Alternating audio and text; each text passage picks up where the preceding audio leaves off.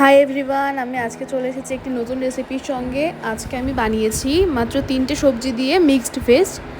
প্রথমে এখানে নিয়েছি কিছুটা পেঁপে একদম ছোট ছোট করে টুকরো করে, আর নিয়েছি আলু আর কিছুটা বেগুন আর কয়েকটা কাঁচা লঙ্কা নিয়েছি।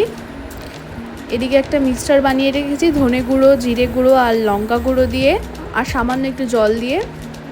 আর এদিকে আছে সাদা সর্ষে, চালমগজ আর কাঁচা লঙ্কা বাটা।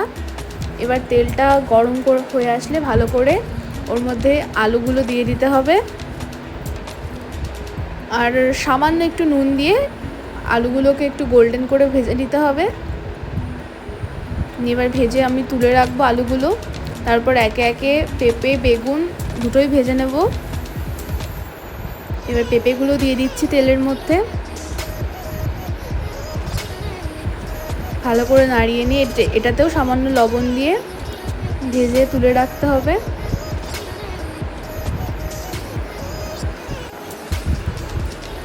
এবার বেগুনগুলো দিয়ে দিলাম,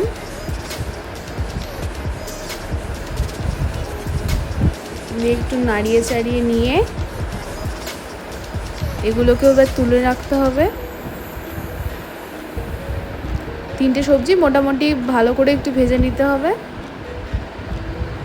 এই যে ভাজা হয়ে গেছে সব কটাই।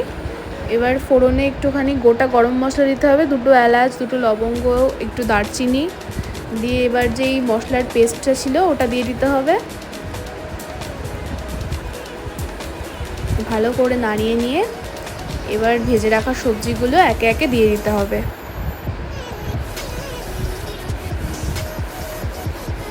মশলাটা সবজির সঙ্গে লেগে আসলে এবার একটু লবণ দিয়ে নিতে হবে, দিয়ে একটু মিক্সড করে নিয়ে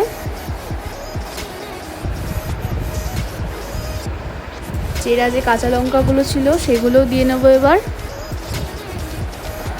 এই রান্নাটা বেশ ভালোই লাগে খেতে, নিরামিষের মধ্যে বেশ টেস্টি হয়। এরপর ওই বাটা মশলাটা দিয়ে দেব।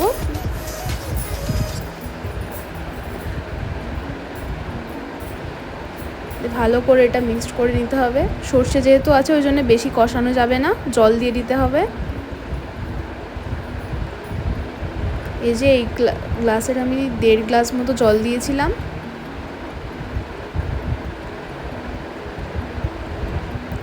এবার ঢাকা দিয়ে রাখতে হবে একদম লো করে।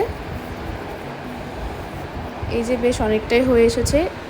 এবার অল্প একটু চিনি দিয়ে দিতে হবে টেস্টের ব্যালেন্সের জন্যে, আর নামানোর আগে সামান্য ভাজা জিরে গুঁড়ো দিয়ে দিতে হবে, এটা টেস্টটাকে আরও এনহ্যান্স করবে। আমাদের রেডি হয়ে গেল আজকের রেসিপি। আপনারাও ট্রাই করে দেখতে পারেন, খুবই টেস্টি হয় খেতে।